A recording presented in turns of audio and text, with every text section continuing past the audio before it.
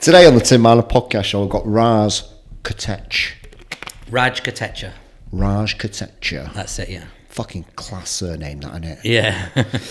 Entrepreneur, DJ, fucking awesome content creator. Appreciate it. If you were going to sort of describe yourself, would you class yourself as a content creator? Is that what you... I know you don't put labels on your thing, but like when I think about you, I think of you as a content creator. You're an amazing content creator, mate, if I'm going to be honest with you. The way you tell stories, the way you come across... We've Instagram friends, whatever you call it. It's been years now, hasn't it? We're just putting that frequency out there. How would you sort of describe yourself? As a creative entrepreneur. So I feel like I've got really good access to the creative industries and creative people I tend to vibe with and build teams out of and lead. So I think if you put me in a room with actuarial scientists, I can speak the language at a very basic level. But if you, like yourself, put me in a room with people that are trying to conceptualize how we're going to take a new coffee to market, then that's probably where I'd be able to earn my bread and butter. Where's it come from, this? Gosh. It's so interesting. So I'm here in the Northwest with my mum and dad at the moment. So my little cousin's getting engaged. And I went to stay with my mum and dad for a couple of days beforehand. And I really kind of got a chance to vibe with both of them. And I think it's probably come from a little bit of both sides. Like my dad sings, his dad used to sing. They were both shopkeepers. So you've got the creativity and the entrepreneurship. To the best of my knowledge, my great-grandfather and above that were all in business as well.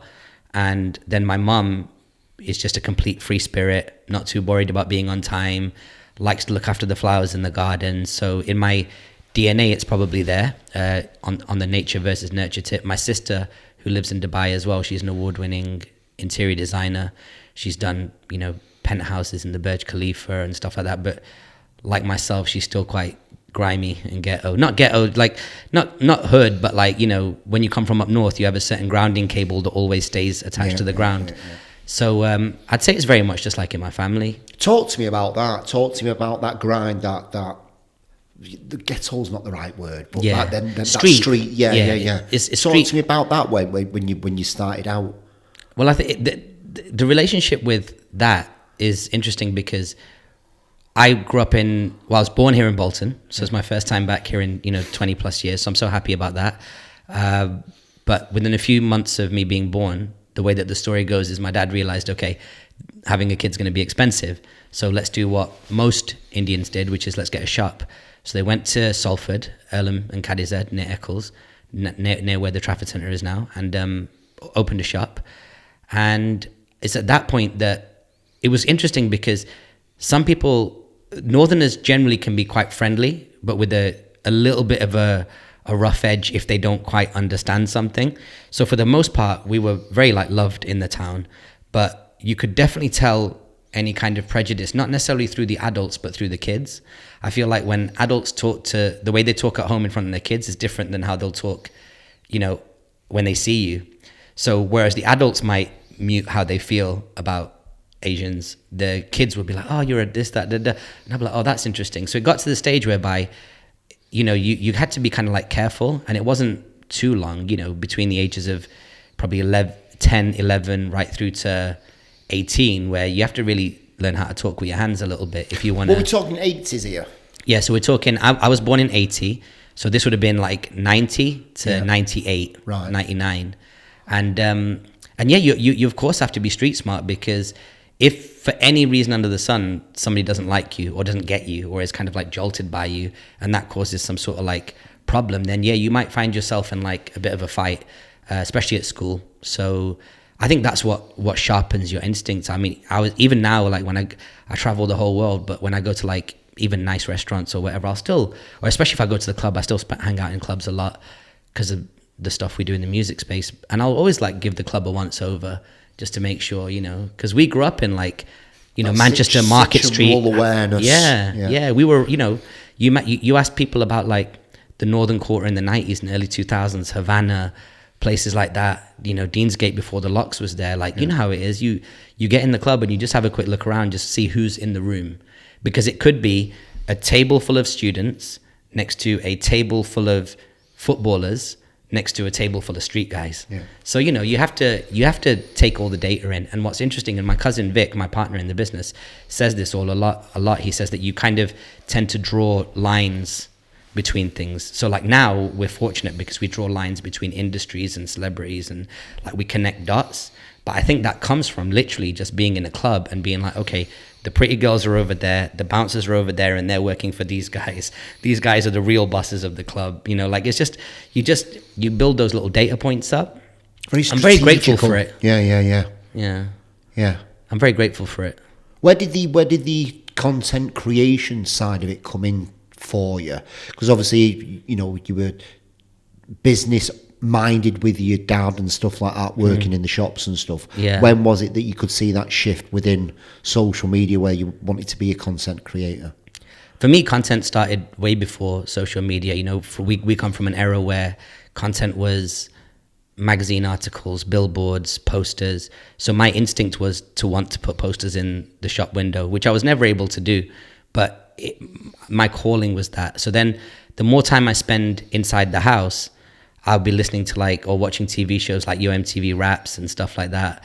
And that kind of stuff was really, really inspirational for me. Like I actually feel that I do a lot of podcasts now. Like in a year, I'll show up on 20, 30 podcasts. And I feel like for me, people like us that are very fortunate to be asked to come on podcasts, we're almost like rappers or my rap friends that go from radio station to radio station. When they've got an album out, they'll go out and they'll just bust freestyles. They'll bust a freestyle with Flex. They'll bust a freestyle with Kid Capri. They'll bust a freestyle for Big Boy in LA. And they just remind the streets that, okay, listen, I'm really good at rhyming. And they'll be rhyming over the same beats as other MCs have rhymed over. So I'll be talking about motivation and entrepreneurship and strategy. I'm not the first guy to talk about it. But I think the perspective that I put on it based on my story and my lived experience is what gets people like consuming these clips, you know? And I think that for me is where the creativity definitely began. When I actually put my money in the game was after a year of being a ticket seller for different crews in Manchester, 98, when I first went to uni. In 99, Garage exploded.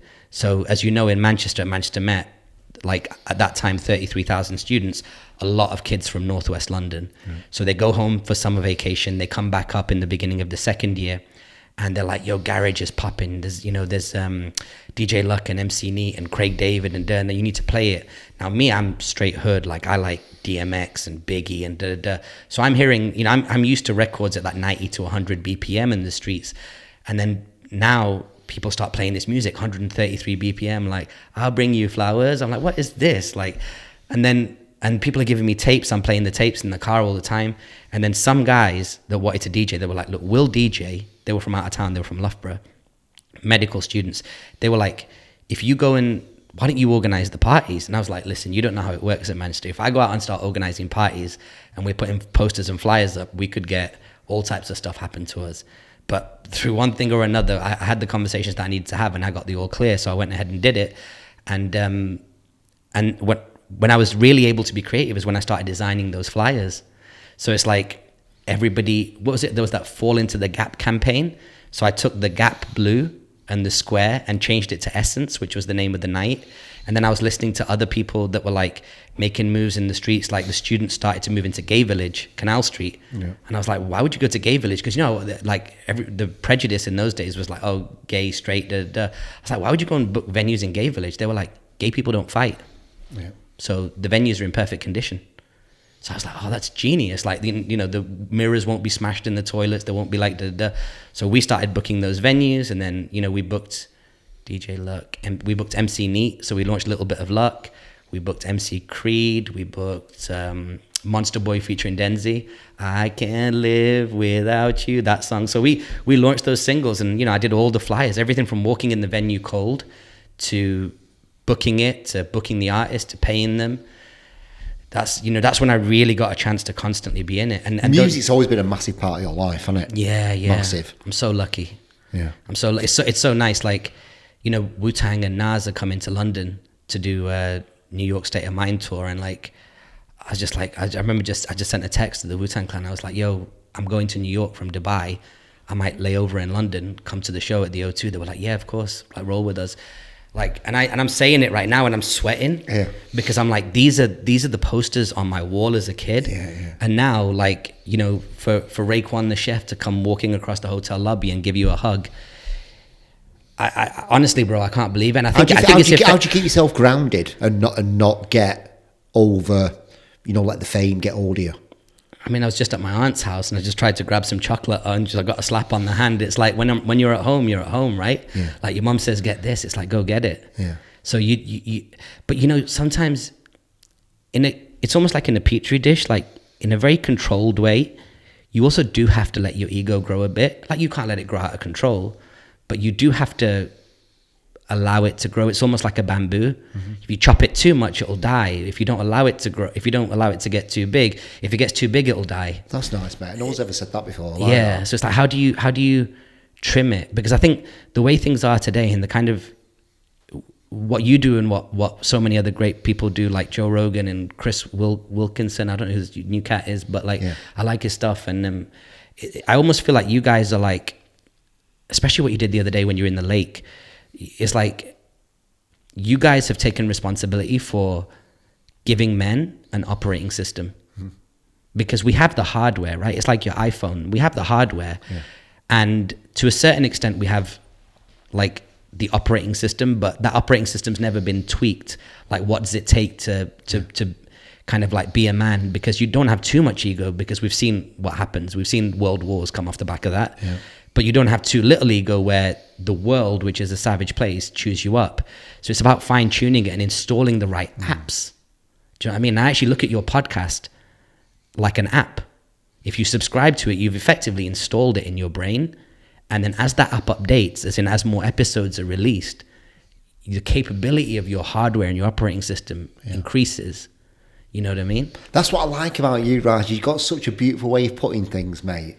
You know what I mean? You've got such a different way of putting things that just kind of resonate with people, aren't you? Within such beautiful little segments and stuff.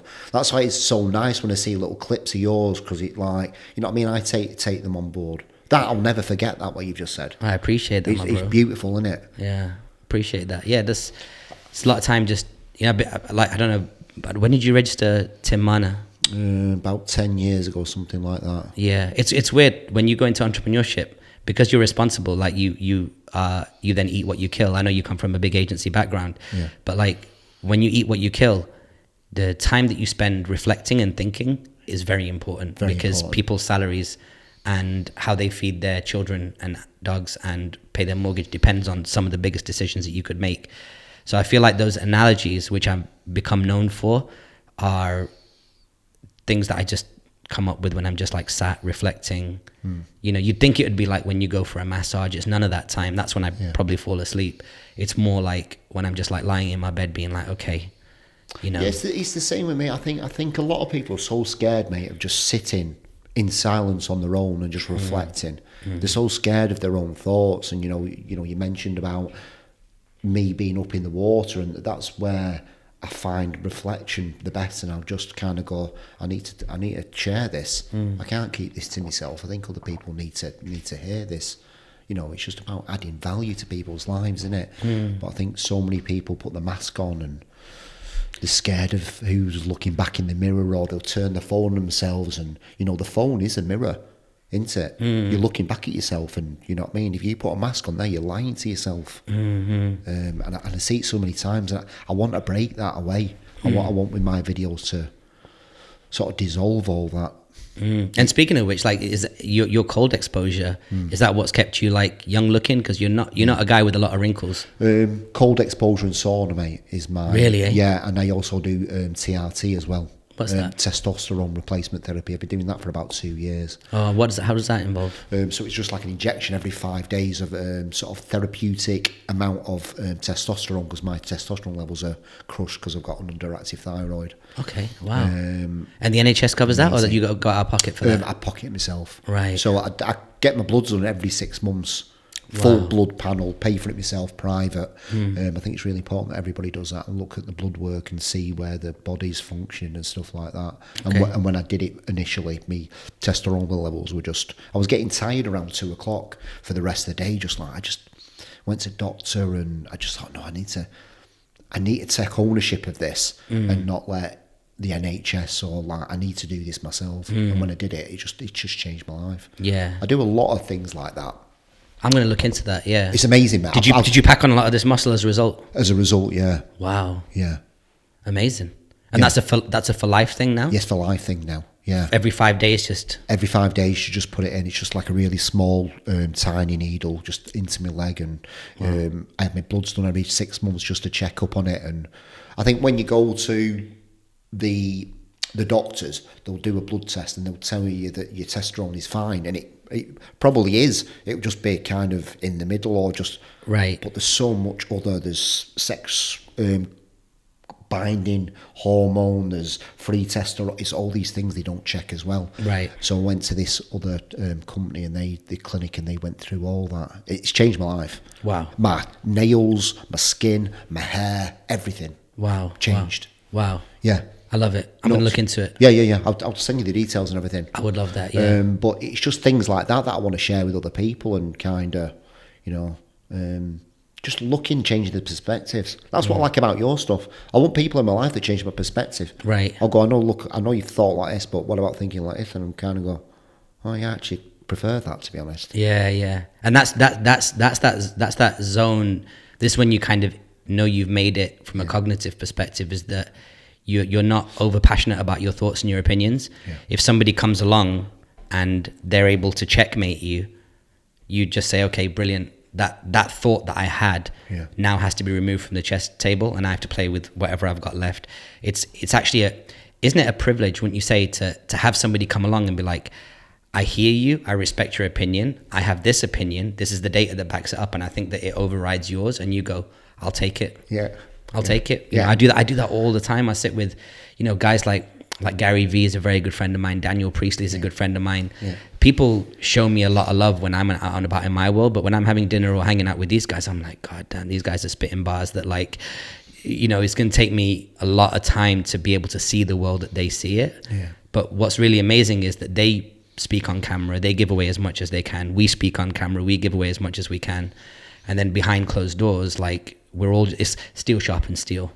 Do you know what I mean? Now that we've actually met and hung out, who knows what happens next? Do you know what I mean? You pull up in Dubai or and we're in the same city, because everyone hangs out in the same cities. Everybody hangs out in New York, LA, Dubai, Amsterdam, wherever. It's just this, everyone's in the same cities, and it's like, who knows what happens next time? And you're like, yo man, I'm in Cape Town. I'm in Cape Town. Yo, come through to this thing. There's a few hustlers that are meeting. We're meeting for dinner.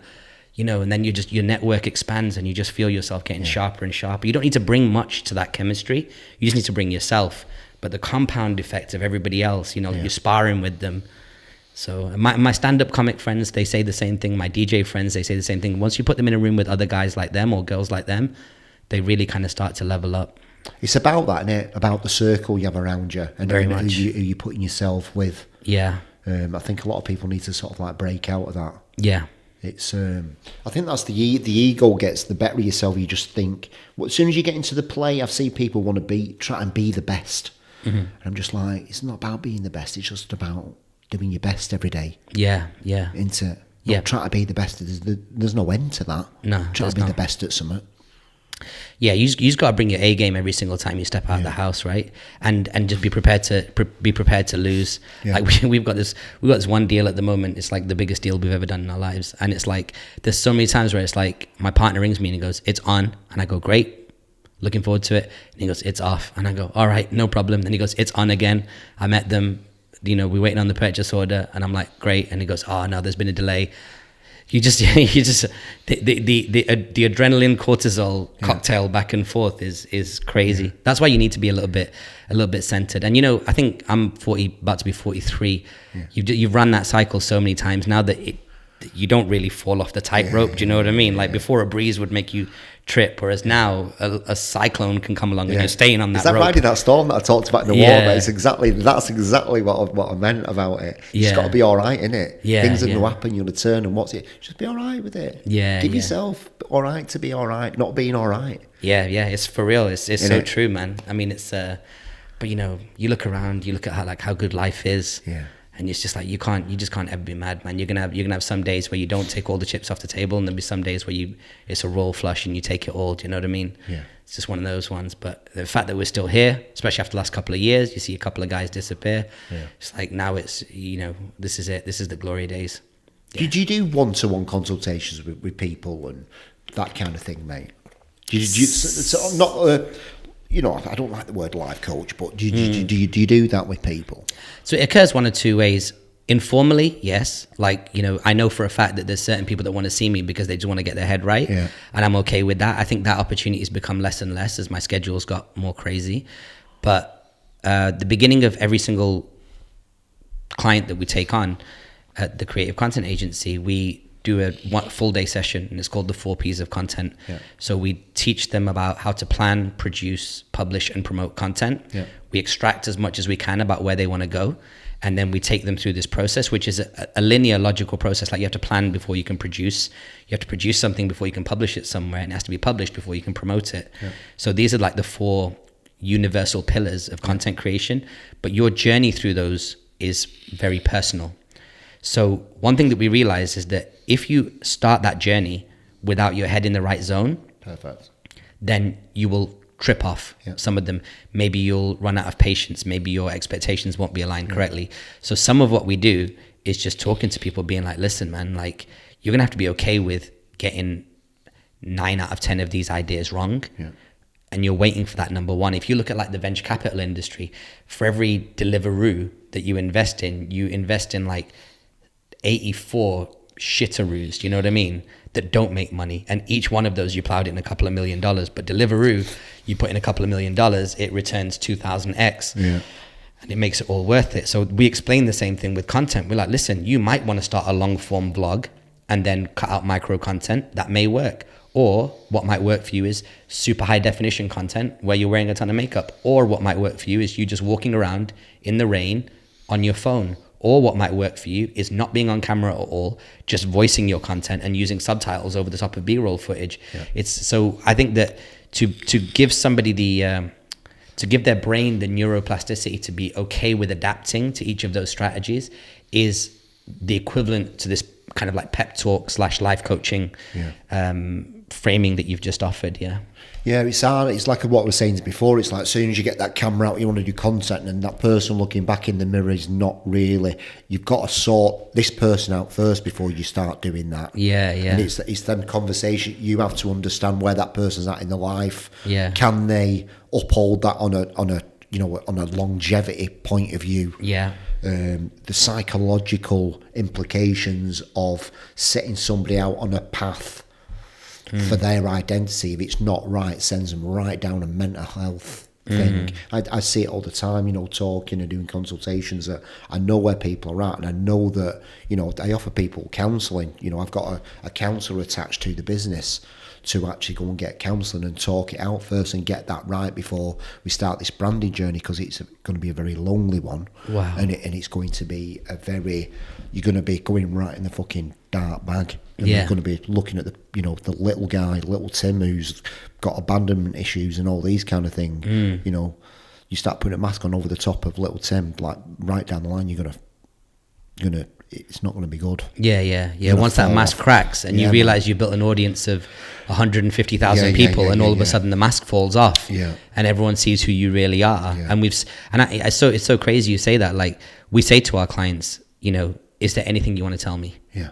Like, is there a situation where, you've walked out of a West End nightclub in 2004 with a bit of powder on your mustache? Yeah. Like, what do I need to know? Because once we turn once we turn you up, we don't have the option of turning you down. Once you're well known, once you're popular, once you're liked and trusted, you better be okay with that magnifying glass, because we don't have the option of putting it away, and they can, people can take down their Instagram, take down their Facebook, and it's not long before people, forget about you. But when you're on, you're on. And one thing I think that's really been quite useful for me, September will be my 25th year in this game, legally 16 years, 17 years, is the slow burn, right? Like, I've seen a lot of people come and go. I've seen a lot of I'll help you with, I've seen people like launch their careers and sell courses. Like I'm the retail warrior. I'll teach you how to set up your retail business. I'll teach you how to do public speaking. I'll teach you how to do this. I'll help you with your confidence. And you know, they're hot for a year, 2 years, 3 years, but who can play this game like, you know, over a couple of decades? You know, who are the Gary V's, who are the Seth Godins, who are the Malcolm Gladwells, who are the Tim Ferrisses, who are the Professor Scott Galloways that just keep showing up and hit that bag. It doesn't matter how old they are, they can really put a dent in that bag. I remember once I hit 10 years in the game, I was like, this feels different. Because everybody who's telling me I've been doing it 2-3 years, I was like, okay, yeah, I'm double digits. Like single digits doesn't feel the same.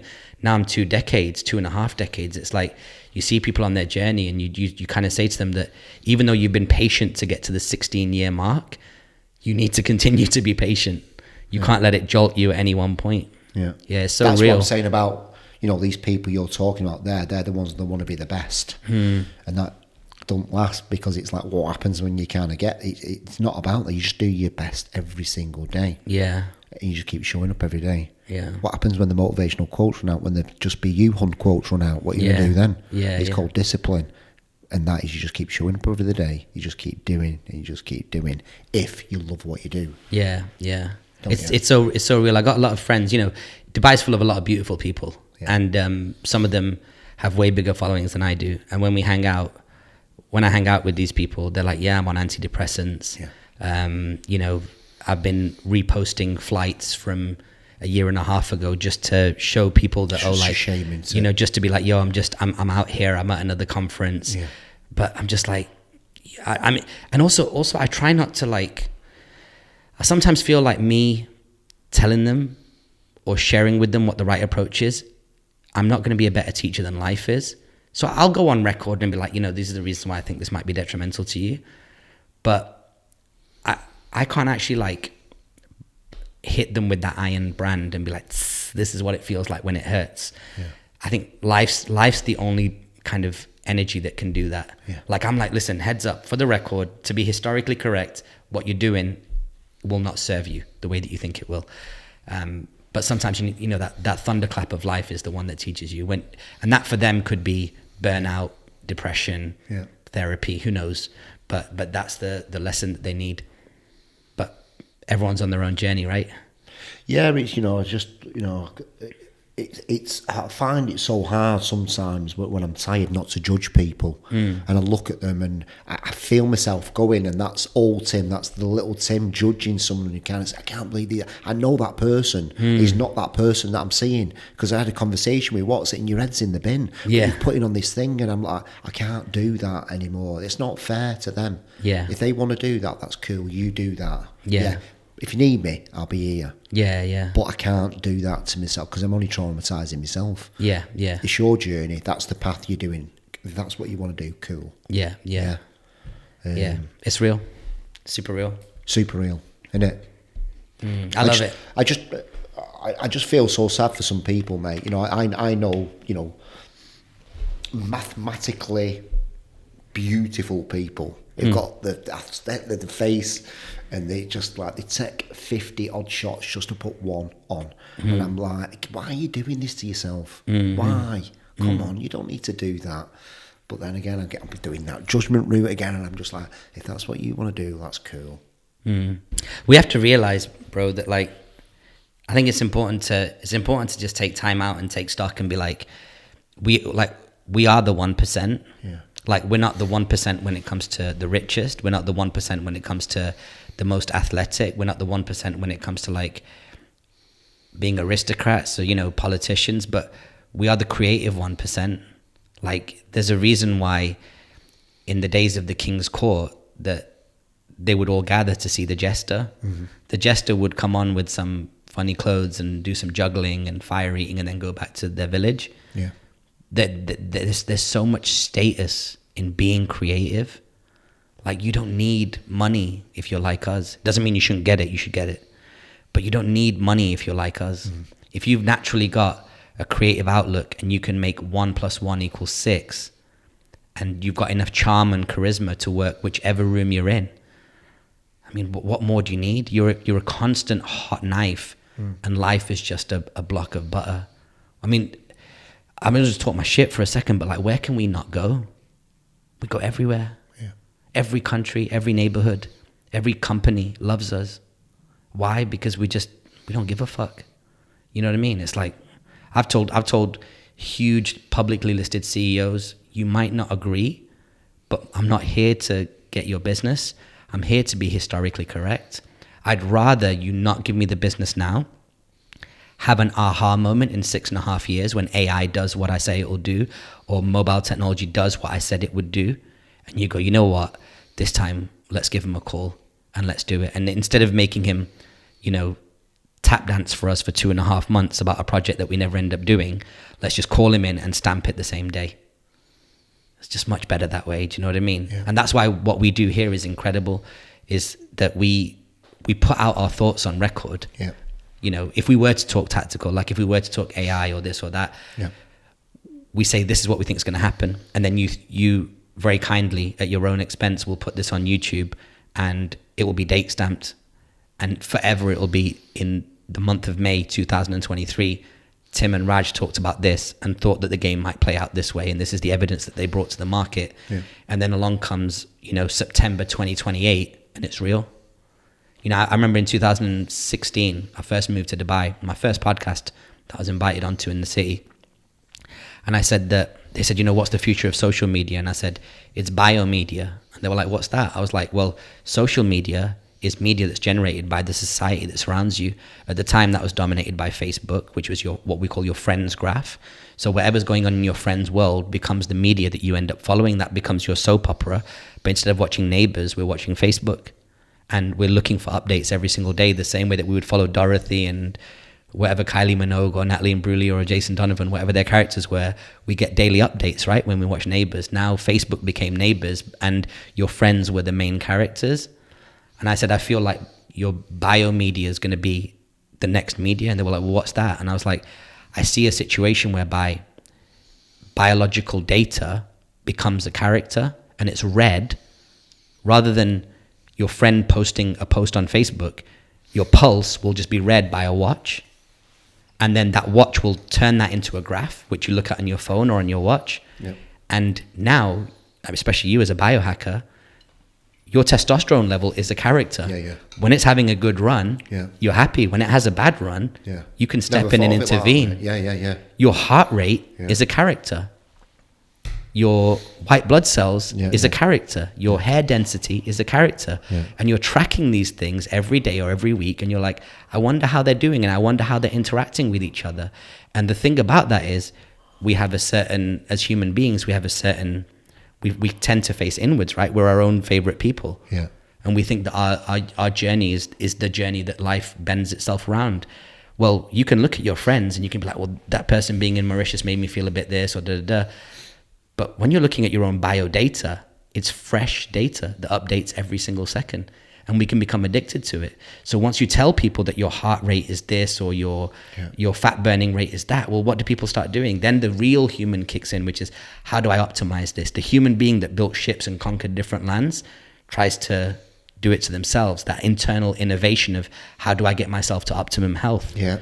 And I think that's one thing that in the male operating system, I think that's one thing that we're going to become quite addicted to, is that the same way that traditionally females, although they were bullied into it through magazines and the media industry, became slaves of the aesthetic, the female aesthetic, and how a woman should look.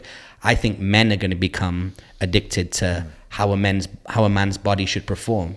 Because for us, traditionally, if our bodies do not perform that way, and we're not able to achieve that aesthetic, then unfortunately we're not be able to leave behind children.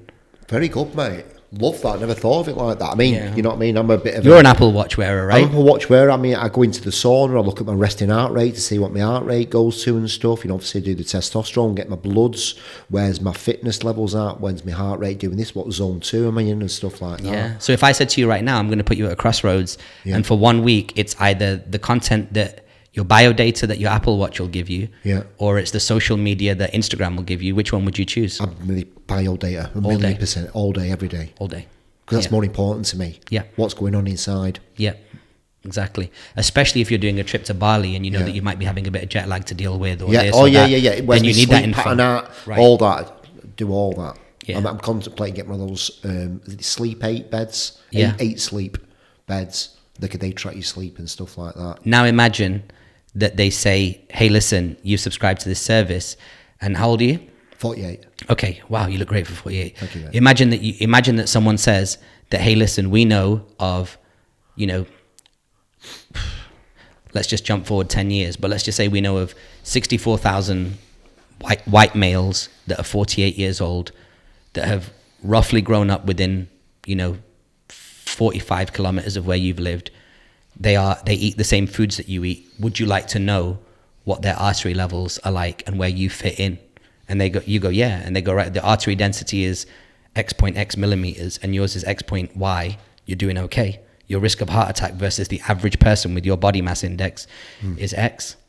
And that's where AI kicks in, because AI is going to be able to triangulate all of that data and let you know exactly what you're doing, to the point whereby I think people will literally go, hey, listen, you probably shouldn't holiday in Morocco because the kind of music that you like is available in this club, and this club has 65% of the area is got shisha, and if you do that, the next morning you're going to have a lung issue and you're not going to be able to do the 5K that you need to do to live to 78. Love that shit. It's crazy. It's crazy. But that's where we're going.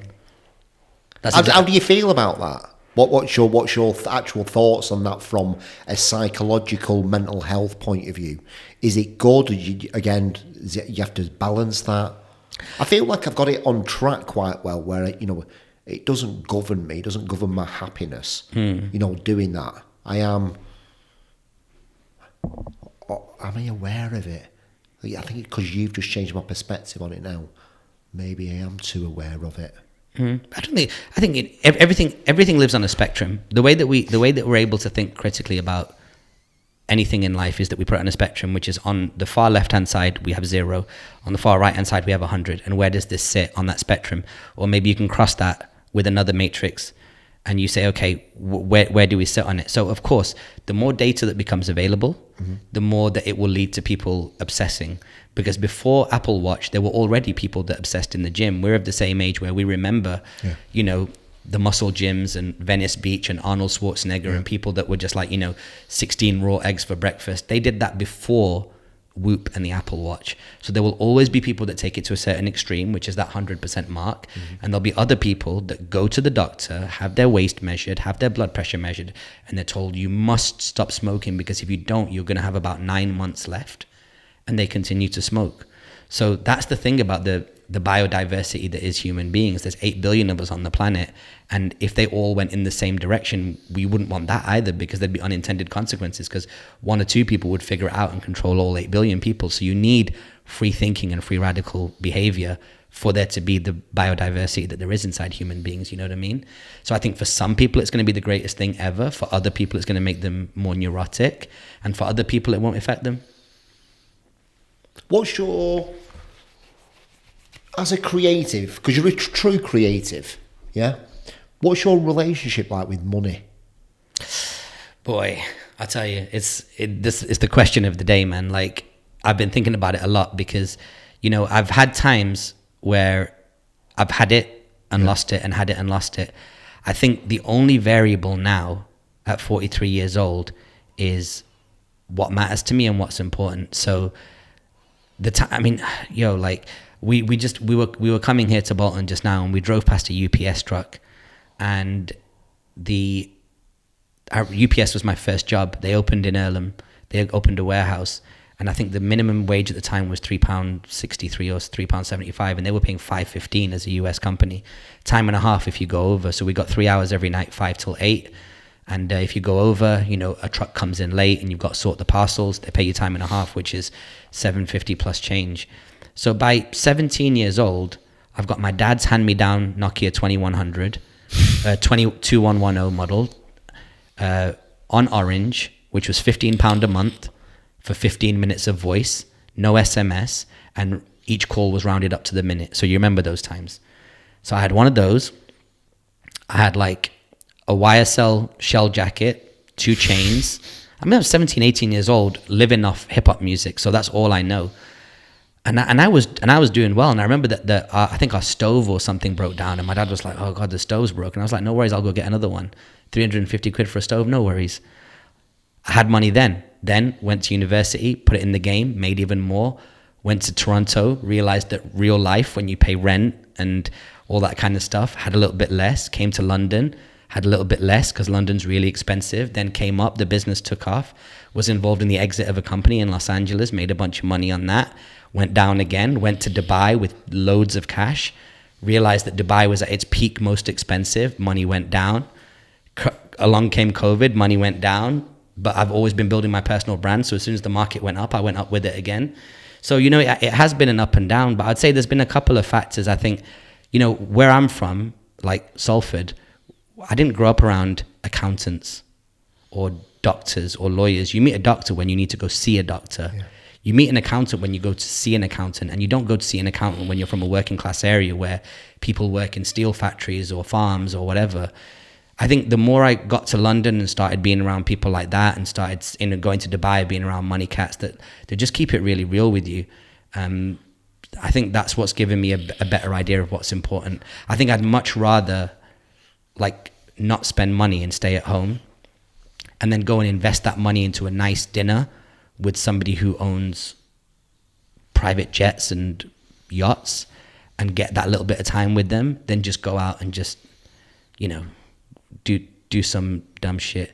And I think at 43 years old, I've done it all. You know what I mean? I've lived such an amazing life that if I did invest in something which would be considered a luxury or a pleasure, I'd be doing it for the second, third, fourth time. I've done Vegas, I've done Miami, I've done Ibiza, Thailand, Australia. I performed as a DJ, LA. I think for me now, I'm seeing that the relationship that I've got between my needs and money has changed. I've never really done it I've never spent money to stunt on people. I've never spent money to be like, yo, I've got this, you've not.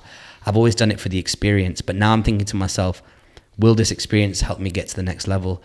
And I've got so many brands that I've built, my friends, your friends in Dubai, that's 4,000 people right now. I have a responsibility to invest in that business, that brand, and that community in a way whereby I can continue to serve people. And so funny, I called it a business. It's really not. I've sponsored the whole thing for the last 6 years. And, but now maybe it's time where that starts making money. So this year we'll probably take it to LA and Toronto and New York. We'll probably launch a merchandise line. We'll do some cool shit with it. And that's going to require me to not spend that money on things for myself and invest that in the business. So I think my relationship's got a lot more mature. But, who are my role models, right? Rappers, Jay-Z, Big, talking about Versace shades and driving Lexuses. And that's all right? You walk out your dad's shop and you're like, yeah, I'm going to get a Lexus.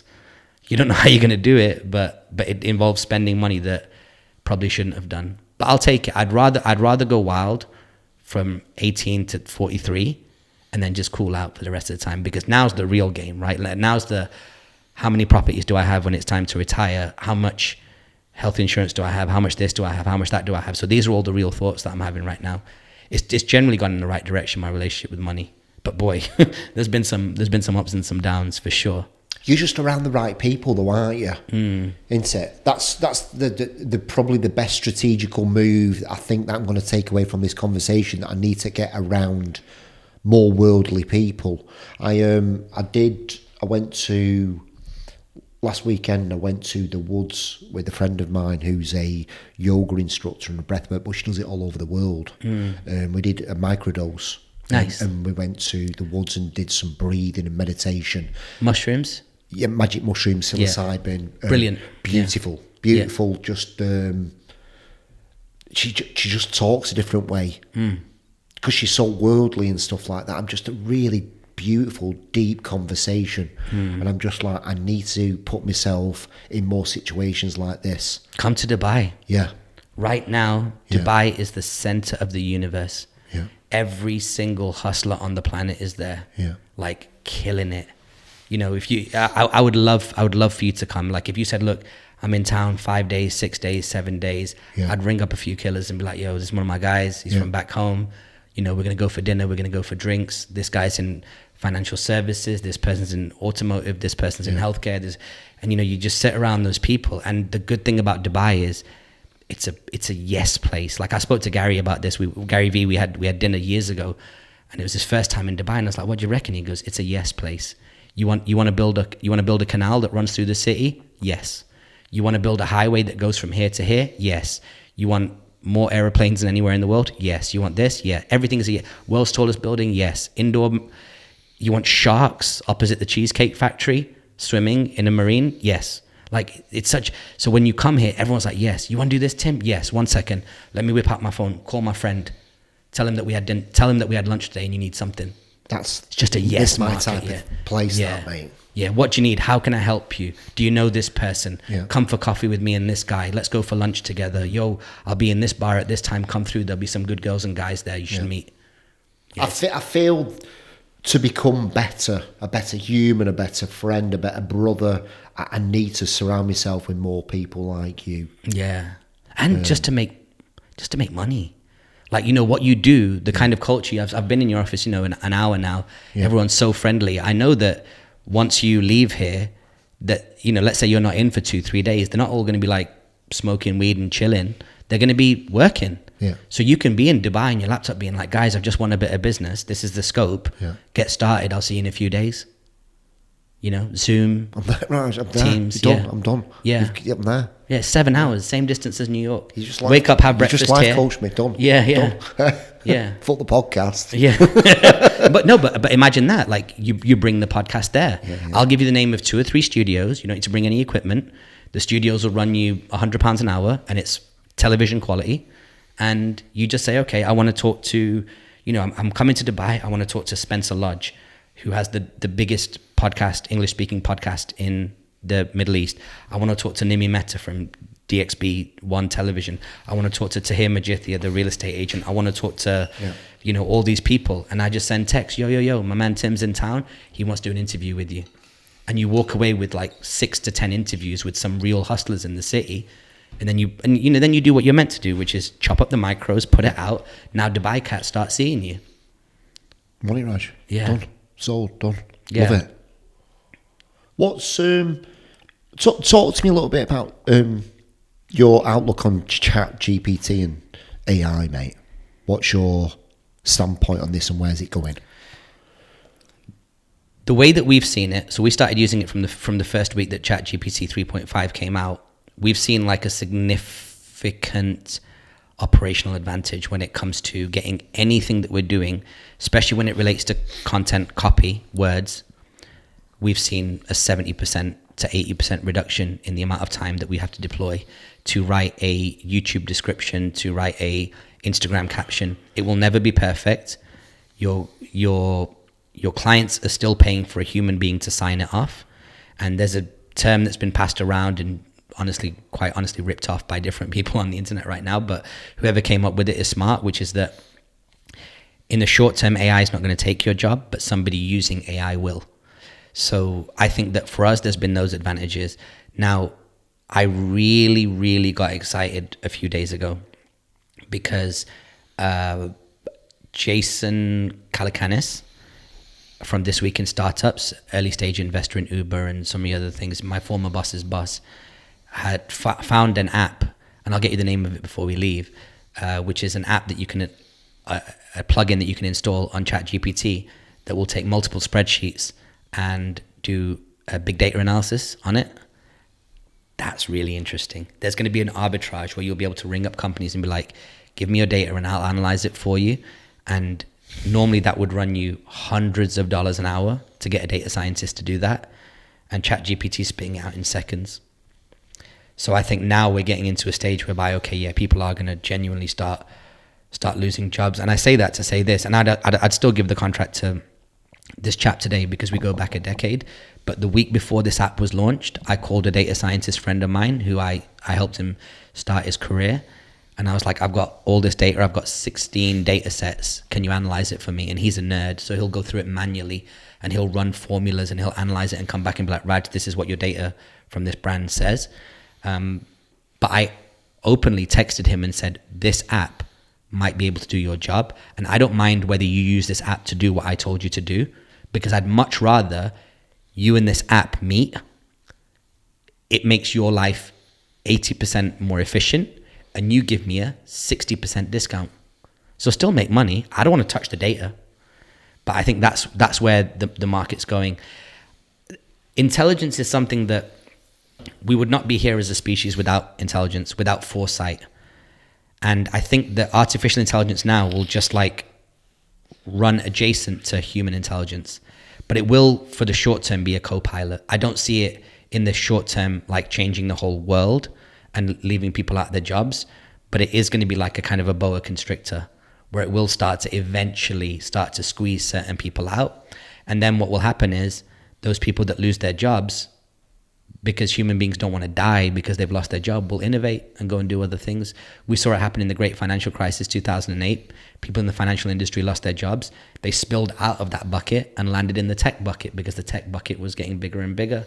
Now, white collar jobs in the tech industry, you know, we've seen the layoffs at the Twitters and the Facebooks and all these big tech companies. When they fall out of their industry, where are they going to go next? Seasoned professionals that may have come from finance pre-08 that then went into tech, that for 15 years after that might go into AI or might go into medicine, because AI is ubiquitous. Which industry doesn't want it? Aeronautical is going to want it. Pharmacy is going to want it. Pharmacy and medicine is going to want it. Yeah.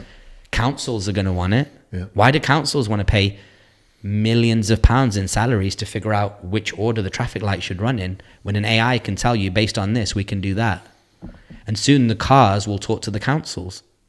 So your Tesla will let the council know Tim's leaving the house, and we know that he's going to be leaving on this motorway. Is there any way that Tim and the 34 other people leaving Tim's neighborhood can get out of the city quicker? Can we configure the light so that these guys can get out quicker? Yep. Not to track you, not to arrest you. People think, oh, they're going to get me for speeding. No, they want to get you out of the city as quick as you can and get you back in as quick as you can. Because convenience is the reason why cities are built up. Why do people love Manchester? A lot of people there. Why do people love London? A lot of people there. It's just convenient. Every food is there. Want sushi? It's not a 40-minute drive. It's a 11-minute walk. So people want that kind of level of convenience. And I think that that's one thing that's going to be really, really interesting. Unfortunately, human beings do tend to build systems and sometimes get ahead of themselves. When you look at like slavery and industrial slavery and things of that nature, it does tend to go wrong sometimes, but human beings do optimize their lives for convenience. Yeah, yeah. The bigger the cave, the more wives I can have, the more children I can have. The more children I can have, the more children I can leave, because 80% of them will die, 20% of them will survive, and my DNA will carry on. So I'm talking about like prehistoric times. So right now, people are going to be like, okay, well, listen, you know, if I know that someone's at home, my child's at home, my partner's at home, and AI can handle a bunch of tasks for me, why not? It gives me an extra hour in the office. Yeah. Yeah. I think it's going to be a net positive, but this is too big. AI is a paradigm shift like the internet. AI is a paradigm shift like mobile. Like people said mobile's the death of the PC. And I'm like, how stupid are you? Like we were there, right, in the 90s. Smartphones would be the death of the PC. I'm like, do you even think for a second what the PC means? Personal computer. Is there a computational device that's more personal today than your phone? Yeah. Mobile phones were the rise of the PC. It was the graduation. It was the post-puberty moment for the PC. So AI is going to do for intelligence what the web did for information. Again, we're old enough to remember being like, oh, the internet, get on it. It's the information superhighway. All right. Well, think about how the industry has worked. We've gone from the information age, which is post 94, you know, Windows 95, the internet, modems, to the application age, where if it's information, I'll give some real examples so the listener understands. 1998, we're in the information age. I need information. What information do I need? I need information about where the local taxi company is. I'm in a new town. So I go on the internet and I go, I'm in Cardiff. I'd like to know who the local taxi company is. I need to go out from my hotel. You type it in, you call them, and you exchange information. My name's this, and I'm in this hotel. You guys are a taxi company. I need you to come pick me up. Please let me know how much it is. Okay, come get me. That's the information age. Jump forward to 2007 to roughly now, the application age, apps. Now, all that information lives in the app. Yeah. You open the app, you press a button. You don't need to tell the taxi company who you are. They know. You don't care whose car it is. That's figured out through the app. The app just comes using the information, which is your geolocation, and comes and picks you up and bills you because they have the information that is your credit card. Yep. Now we're going into the intelligence age, which is, hey, I'm going to Madrid for a wedding. And AI goes, oh, you're going for Thingy's wedding? Sylvia's wedding, make sure that before you go, these are the kind of things we've already got her wedding list. These are the kind of things that she wants. Oh, and by the way, did you know that 16 of your friends are actually going to be there? They invited you, but you refused. You said you couldn't go because you didn't know what your schedule was going to be like. Well, heads up, they're going to be in a nearby town 3 days earlier. Should we move you out there 3 days earlier? Do this high school reunion and then head over to the wedding. And should we check in automatically with your work's HR to see if they've got the capacity to let you off for an extra 3 days? And AI just comes up to you and says, hey, listen, the team at Barclays Bank, you've got this many days allocated. They've already pre-approved it. We've dropped a message to the people that said, okay, originally you couldn't come, but now you can. Just approve it. Yeah. Oh, and by the way,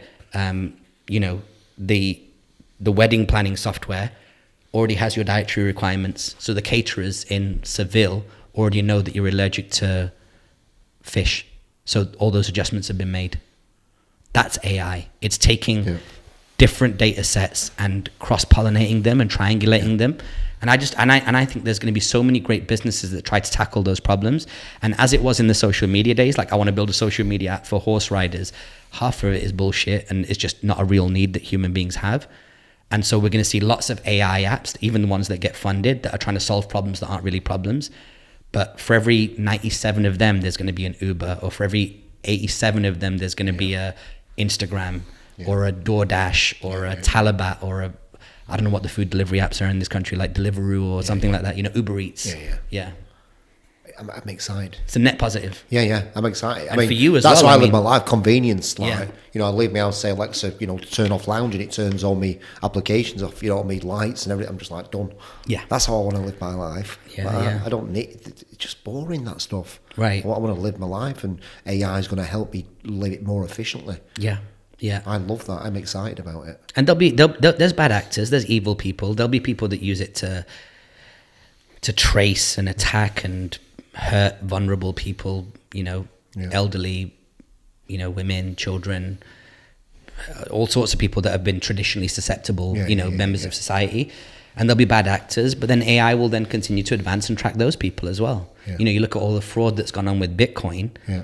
All these Bitcoin fraudsters forget that everything is on an immutable ledger, and any fraud that they've done can be tracked because it lives on the blockchain. Yeah. So now we're seeing a bunch of arrests of people that abused the system that is Bitcoin and Ethereum, but they forget that every single thing was tracked, and eventually once they tried to cash that money in, they were caught. Yeah. So it's a cat and mouse. The technology and humanity is a cat and mouse race. Yeah. Sometimes the cat's winning, sometimes the mouse is winning. Do you know what I mean? So one track's ahead of the other one track's ahead of the other. It's cops and robbers. I'm just going to do my bit, mate, and put out videos like me in the water and just doing my bit and just doing my best and giving as much value to people. All I can do is concentrate on what I can do, and my intention is to help people out, get out of the unauthenticness that they've kind of built up around them. And I want everybody to be fearless. I feel like that is one of my big things of being fearless, and don't be scared of who you are. Don't be scared of what you look like, man. Be weird, be stupid, be like whoever you want to be. You can be whoever you want to be. Yeah. Where did you pick that up from? Was that during your big agency times when you were like around creatives and allowed to be free, or what was? When I first experienced it, through my 20s and stuff, like working through like big agencies and stuff, I doing stuff for Louis Vuitton, United, Vivienne Westwood, also. I used to do it, and then nobody had said thank you or anything. And I'd done this amazing work, put my heart and soul into it, going into the agency for like stupid o'clock because I love it, mate. I don't say I love it, right? But they never said thank you and stuff. And then I go home and I'm working on Man United today, and mates go, oh, that's cool. Lasted about a minute. I'm just like, I feel so empty, but I shouldn't feel empty because I'm doing these amazing things that look amazing on the outside. And then I just I need more from life.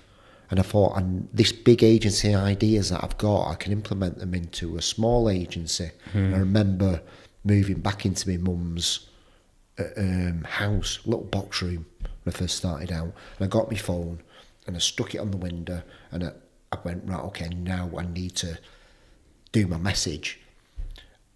And I started sweating and I had to get changed. And it happened 3 times where I'm literally just covered in sweat because the person looking back at me had sold himself out for so long, and my mum's in the background walking backwards and forwards. I'm thinking, and then she said to me, "Why are you doing videos?" And I was like, she never said, "What are you doing videos for?" She said, "Why are you doing videos?" And it was that moment that I kind of went, why am I doing this? Well, I want people to be fearless. I want them to show up authentically. I want them to be unapologetically themselves. In order to do that, then I need to be like that. And that's when I started doing videos. In that moment, it changed everything. And I want people to be fearless. It's hard. Why do you want people to be fearless? Because I want people to not feel like how I felt. Looking back in the majors and stuff like that, I felt worthless. And in order to get self-worth, you need to be fearless. You need to go into the dark bag sometimes. You need to go into the woods. You need to spend a lot of time on your own and self-reflect to realise really who you are. Not what you're doing or what you look like, but who you are, what your values are. Why? And you taking somebody there, why is that meaningful to you? If the transformation for them will be so personal, why is that a currency for you? I don't know what it is. I can't put words into it, but it's a feeling. It just feels amazing. I feel like that's why I've been put on this planet, because the actual word Marner comes from the word mariner, which means navigator. And I help people navigate paths to where they do. And I feel that that's some core ancestral thing that's within me, that when I see people chart a path and they get to where they want to do, that I've had a part in that it just lights me inside. I've got no words for it, Raj. I haven't. When they've found that path, is that a counterweight to a time when you didn't have it? Probably. So I'd say so, mate. I think a lot of stuff comes back from my own insecurities and being lost. Yeah. So I to your point about, one-on-one consultations, it doesn't take too many whys that important to use. It takes, 4 to 7 of them before you realize that your average life coach or your average person with a mission, I'm not saying your average, I'm saying based on collective data, that the average person that has this kind of mission ultimately wants to be the guardian angel that they needed, typically in their teens or 20s. Yeah. And so what happens is you've still not, I'm being hypothetical here, but you've still not processed or made peace with that time in your life. And one of the approaches to make peace with it is to make sure that other people don't go through it. Yeah. Because it makes you feel good, and making you feel great and good is the opposite of how you felt when you went through it. Yeah. So by you're eating as much sugar as you can today to remove the sour taste, as opposed to just being comfortable with the sour taste. Do you know what I mean? Yeah, get it. Like I have so many people that I more often than not, and I don't do it from a malicious point of view. I do it because I want to understand the human journey. People say to me, like, there's this one lady, she was on one of my programs, and she was like, I want to put this together for women that want to get back to work after having a baby. I said, that's very noble. I'm a big proponent of that, about a woman's journey in and out of pregnancy with relations to her profession. I said, why is that? She goes, well, it's very difficult once you have a kid. You find out you've got a kid, you've got to wind down your work, hand stuff over, get your holidays, make a decision about how much of your maternity leave you want to take and over what period, syncing up with your husband. Fair enough, okay. Why is that important to you? Well, it can cause some difficult decisions. There's a lot of stuff that people don't know. I said, okay, and you want to be the person to tell them? Yeah, they said, yeah. I said, why do you want to tell them? They were like, if somebody just told me, I could have avoided this, and this. I said, okay, well, if you'd avoided it, what would have happened? Would you have been happier? She goes, yeah, I would have. And, it caused a lot of problems with my mother-in-law. And I was like, what happened with your mother-in-law? She goes, she just wasn't supportive. She just didn't show up for me the way that she thought she would. 3 or 4 whys, and she's crying. And I said, that person there that's just gone back is the person you want to help, right? Yeah. And she goes, yeah. I said, there's nothing wrong with it. Yeah. But let's not make it about like, I want to make this course or I want to make this. Let's go back to the fact that that was a really horrible time for you. And the only way that you can make peace with it or justify it or rebalance it is by creating good. You don't want to die knowing that that beat you. And unfortunately, it did. And you helping others is not going to change the story of that beating you. It's important to think about them. Yeah. You know, they're not two sides of the same coin. Yeah. They're two different coins. And you need both. But you can't scrub away your pain by bringing joy to others or helping others avoid it. Yeah. Do you know what I mean? Yeah. It's like, it's better to be a coach and stand shoulder to shoulder with them and help them with their immunity than it is for them to avoid the bug in the first place. Yeah. Do you know what I mean? Yeah, I love it, mate. I love that. I do. It's truly from that, and I know what it feels like to be lost. So I help other people not be lost and help them navigate a path to what they're trying to find. Yeah. But alongside that, I do, I do counselling, I do breath work, I do all these things because I also want to heal as well inside. Little Tim's, still makes decisions from an abandonment point of view. And the mushrooms have shown me a lot of trauma and stuff like that as well, which I'm coming to terms. I love the journey that I'm on, but going back to your point, my literal why is to help other people find theirs. But when you do that and when you give them such a kind service, as you know, anybody who's ever done something nice for you, you'll always have a bond with them, right? Yeah. You attach to them. This person taught me how to ride a bike. This person taught me how to drive my car. Yeah. This person showed me how to kick a football. Yeah. Well, that attachment is the opposite of abandonment. Yeah. So you're building attachment bonds. Yeah. And you're trying to build so many that they cover the abandonment. I've never looked at it like that, Raj. Yeah, I love it. 600 people say Tim helped them with breath work. 800 people say Tim built their brand for them. Well, they attach, right? Yeah. You become an important figure. You become a guru, a sage, a father, a brother to them. Yeah. Well, nothing counts as abandonment like that, but it doesn't ever quell it or squash it. So the question is, how can all of these things live in harmony and in synchronicity rather than one try to wash out the other?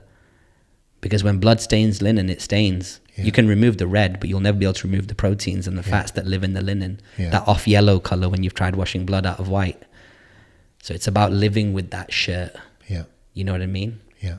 Beautiful, mate. Again, beautiful sentiment. I think maybe 10 years ago, I think what you're saying right now would have made me cry because it still hits me, but I'm kind of on this healing journey, sorting that out myself. But my still why would be that whatever. I just like it fills my soul when I see someone get a second shop or they do the first video and I'm just like, shit. Yeah. They were crying in my fucking like months ago, like I can't, and they do it. And I'm just like, oh my sweet God. I've been part of that, man. It's beautiful. Listen, I get it. I get so many young Rajas come up to me, and I'm like, stupid motherfucker, don't do this, don't do that. Go to these YouTube channels, watch the following videos. Go to these podcasts, watch this. Come back to me with your feedback. I'll help you tweak it, and let's do it because we all want revenge on our younger selves, like on whoever did anything to us in our younger selves. So I'm not saying what you're doing is unnatural. It's natural. We all do it. Yeah. We all see someone who reminds us of us. Yeah. We associate the pain of being with where they were or the inevitable mistake that's coming their way. Yeah. And we say, yo, stop. Yeah. You know, and I think for men, that's really good because traditionally data shows that women are much better at talking stuff out and communicating and thinking about things from 17 different ways and having these things meet. Whereas for men, there's typically been you're there to serve, you're there to build, you're there to provide. You haven't got time to get with other men and talk these things through. Yeah. But the world is more complex now, and a man can't carry on his shoulders what he needed to carry, in the 60s and 70s, which is go to work, bring home the money, provide. Well, now you've got all different types of stuff, right? It's men versus processed foods. Yeah. It's men versus 70 different sports teams. It's men versus getting into an argument over politics in your local pub. Yeah. There's a lot more threats, so we have to talk these things through, right? It was men having a different relationship with women, period.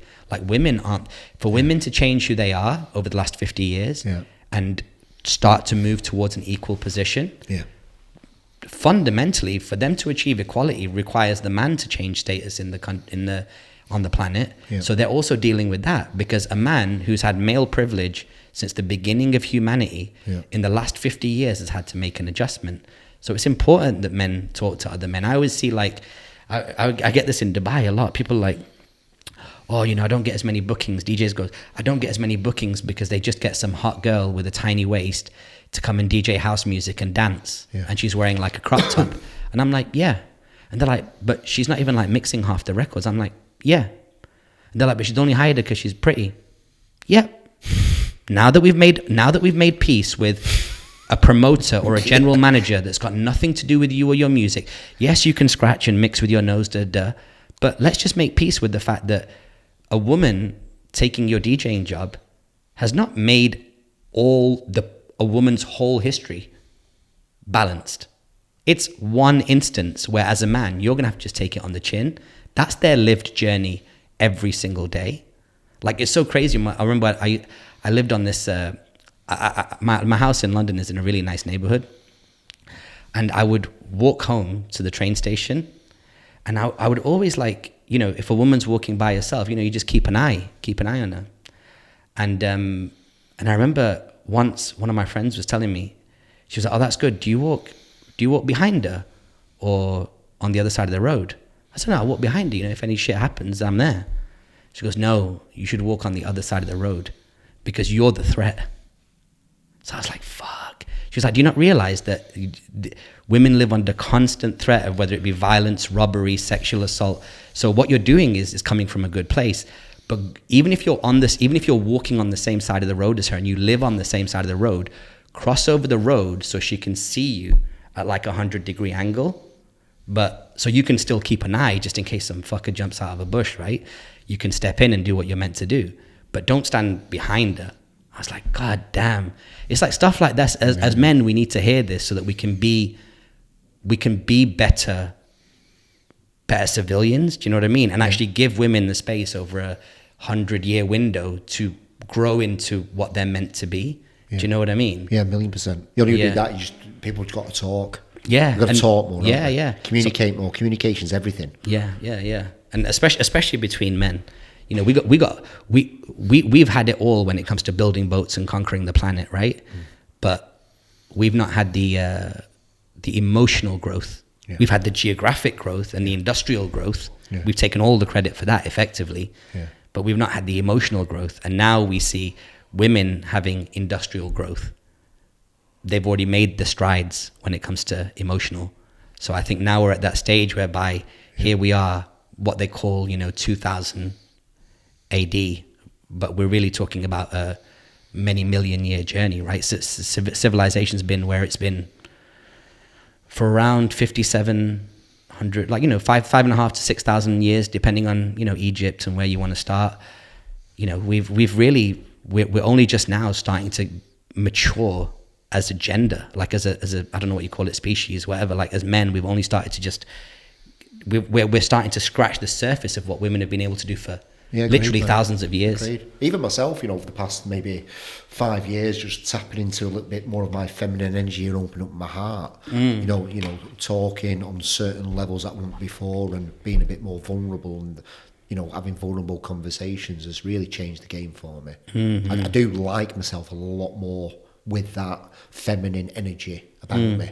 Yeah. And talking to other men who are on that same level as well, that same frequency. It's beautiful. It's beautiful talking and saying that I'm not all right and, I'm feeling a certain way and, oh, well, I feel like that as well. Oh, you feel like that as well. Okay. I'm like, oh, shit. We're about to, have a shared experience and at the end of it, fucking hell, I feel mint. Yeah, for sure. I had a friend who, he went through it during COVID.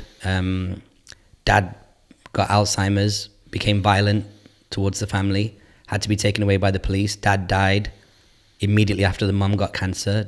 kid was going through it, my boy was going through it, I was like, it felt great to have the toolkit mentally to be able to support that person, even though it had to be over Zoom. Like, it felt great to have the language to be able to coach that person and be like, hey, first up, everything you're saying is fucked. And life is assaulting you right now. The way you're being treated by the universe is not fair. That's where we are. However, some of the things you're thinking about are not the counter to it. Some of the things the ways you're thinking about approaching it are not going to balance it out.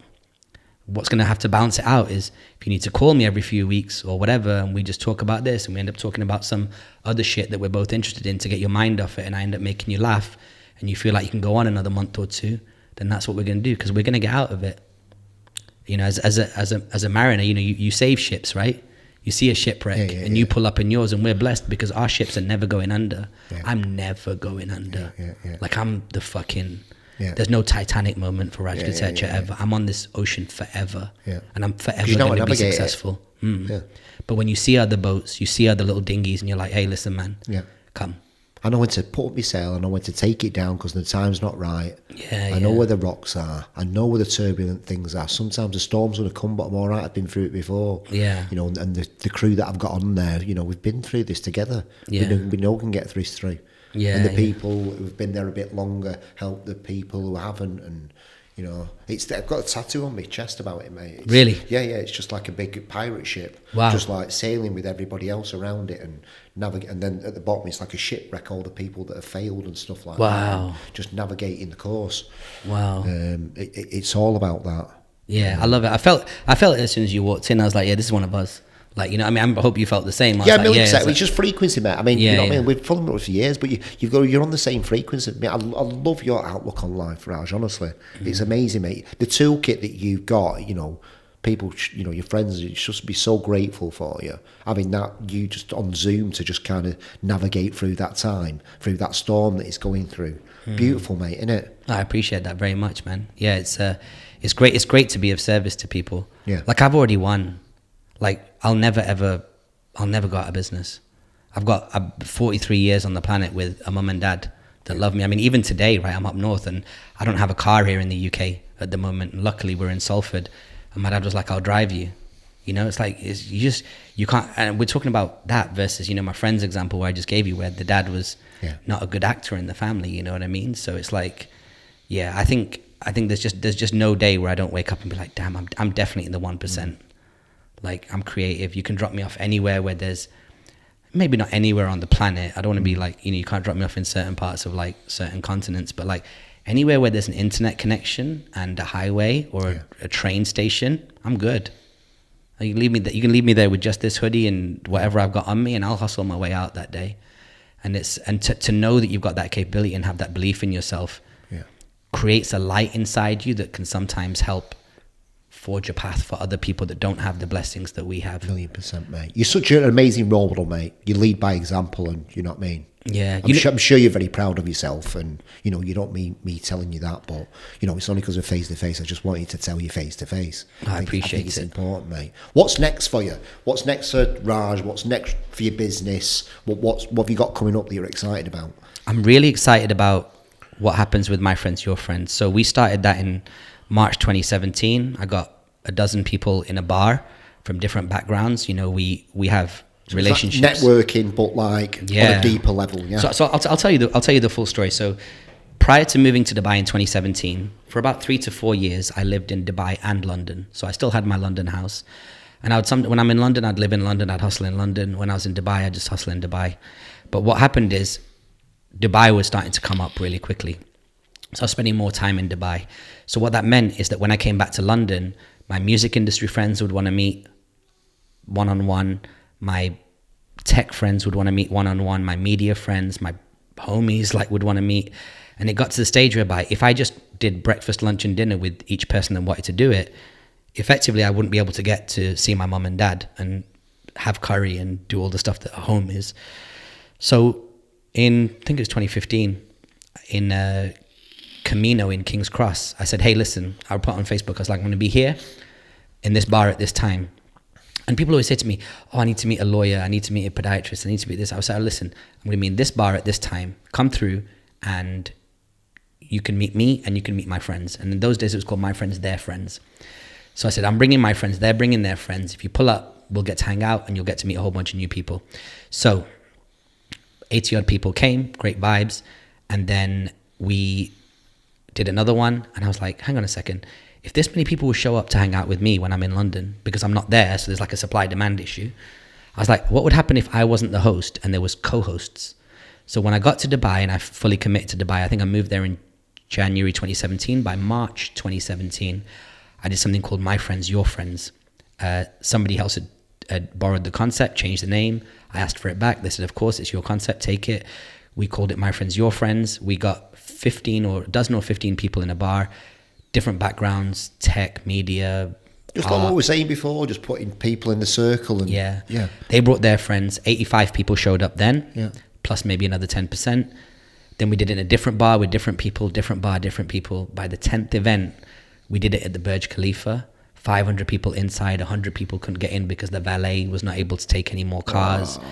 Now we're at 16 events with 4,000 people in the community. That's amazing. So coming up next is I'm now talking to different partners in different parts of the industry that can offer their services to those 4,000 people and can help upskill them, or can, you know, if they need a branding partner or they need a financial services partner, who can they go to and how can they help?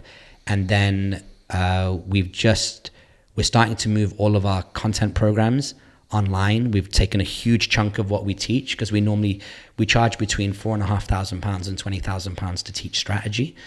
And we're now going to take the base of that strategy, which is called the 4 Ps of content, and we're going to make that open source and just give it away, because naturally on our journey, we're going to have to write a book, because I want the 4 Ps of content is such a universal framework. I mean, you can't imagine a successful content initiative where you've removed one of those Jenga pieces. You would never dare to remove plan or produce or publish or promote. Otherwise the content doesn't exist. So we're like, okay, if it's so universal, I've always dreamt of the 4 Ps of content being like the Porter's 5 forces of content. So we're going to put that out for free, but instead of just putting it out in just a book form, we're going to put it out with free learning materials, video learning materials, assessments and things of that nature. So it's going to be like an academy sort of basis. Correct. But we've been working on that business for about 3.5 years. And then along came AI, and AI is so big, it's so helpful that we're like, hang on a second. If we asked 10 people to do what we tell them to do and 8 of them said no, we'd understand, because, all right, I can make the content, but I don't know how to write the description for YouTube, or I don't know how to write the captions for Instagram, or I don't know how to make a thumbnail. Well, AI is going to solve that. So now if we tell 10 people to do it, maybe only 2 people will not want to do it. And that's because of something here rather than something here. So we've just purchased a URL, contentstrategy.ai. And now the school's going to teach content strategy enabled by AI. So we're also going to be teaching those tools to help you get your content strategies to market quicker. We'll then be rolling that out in the US. We'll be rolling it out here in the UK, which I'm sure we can have a conversation about as time goes on. And the Middle East. And then we've committed from the beginning of this model that for everyone that we sell, we create a fund and literally do what you've talked about, which is go and find Tim Marner, 1996, go find Raj Kotecha, 2002, and be like, there's a free copy for you. Because if you know at 22 what I know at 43, you're going to be a killer. And all I want, truthfully, all I want is at 43 years old for that person to be on whatever hologram podcast is pop in 20 years time, to be like, yo, did you ever, and I actually did this guy Raj Kotecha's course, and this is my basis. Because if you look at the way, we all love Michael Jackson, right? But if you look at the way that Michael talks about James Brown, you can love Michael Jackson, but you'll never love Michael Jackson more than Michael Jackson loves James Brown. You'll never love Chris Rock more than Chris Rock loves Eddie Murphy. So I just want to jump in to that stream and be one of the dudes that figured it out. I figured out content. Plan, produce, publish, promote, done. Everything stems from that. You're talking about meta tags, podcasting, RSS feeds, fucking cover photos. It all comes down to one of those 4 categories: plan, produce, publish, promote. I figured it out. Now I want the whole world to know, and I want great people to use that platform to become even better creators in a world whereby long after I'm gone, that if they're trying to put together a content strategy, or they've plateaued on the current content strategy that they've got and it's not performing, they go, okay, hang on a second, let's break this down. Plan, produce, publish, promote. Where exactly is this going wrong? That's where my emphasis is right now. And that's how I'm going to finish the podcast. Yeah, I just want to be the fucking GOAT, bro. You already are in my eyes. So don't worry about it. Thank you, my brother. Thank you so much for your time, bro. And yours, mate. Honestly, I really do appreciate you. Where can people find you when they want to come follow you?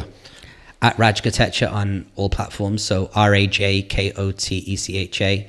CreativeContentAgency.com. Yep. Soon we'll have ContentStrategy.ai. So this will be a forever video. So that will be some places where you'll be able to get a bunch of free materials from us, learn about how we did what we did with Tony Robbins, Steven Bartlett, Gary V. Also non-celebrity stuff, like how we've helped people that are not celebrities build their brands. Yep. And that's it, man. And truth, I usually say there was one hack. There's actually two. The number one hack has always been, if you go to my Instagram, drop me a voice note.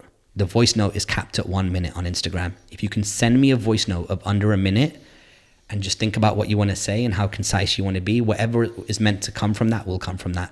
Maybe I voice note you back. Maybe we jump on a video call. Maybe I just drop you a link and that answers your question.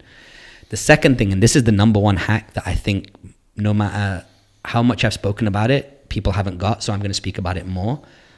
People can hit up my cousin, who's the COO of my business and all of our group of businesses, Vic Majaria, at VIKMORJARIA. Shout out to Vic. Yeah, shout out to Vic. So we started in content together. The story doesn't tell it like that. The story's all Raj Kotecha. Yeah.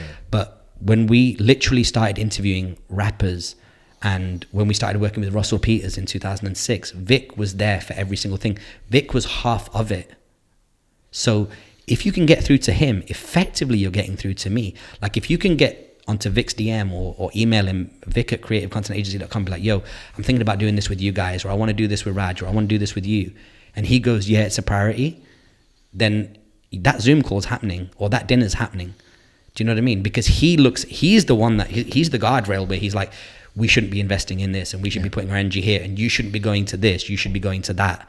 Vic, I'm coming to Dubai. Can you sort it out for me? But you're good. Like, I mean, but like, I'm like people that want to get access to our agency, our resources, any of our brands, I think that's for 2023 moving forward, Vic is the unlock. Because even if you come to me, I'm still going to go to him and be like, yo, this deal's on the table. Like someone rang me the other day. They wanted to be the venue partner for my birthday party. I throw a big birthday party. It's 200 to 500 people, all free for everybody. And venue reached out and I was like, yo, Vic, this venue wants to do it. We've had a history of success with this venue. He's like, nah. He goes, between ContentStrategy.ai, between my friends, your friends, between rolling out in LA, New York, and Toronto, and London, and Amsterdam, when the fuck are you going to throw a birthday party? Like, just stop, chill out. And I'm like, all right, we're not doing it. Do you know what I mean? So it's like, I feel like that is, yes, voice note me. And sometimes those voice notes can go missing. But if you can get through to Vic, like Vic's got, that's it. You know what I mean? Like that's a really good way to get hold of us as an outfit. Because like I said, he was there. You know, those New York trips, the celebrity content, everything. Gary V, Vic was my partner in that. My friends, your friends, he runs that. Everything. The Wu-Tang Clan mixtape that we did, Vic was in that. Like you can hear his voice on the mixtape. It's like I try to tell people. And at least if he tells you it's going down, you can pretty much believe it's going down. So I would say that's it. Send me a direct voice note or hit up Vic at creativecontentagency.com. Or me, Raj at creativecontentagency.com. Raj, thank you, my brother. I appreciate it, my bro. Goodbye, everybody. Goodbye.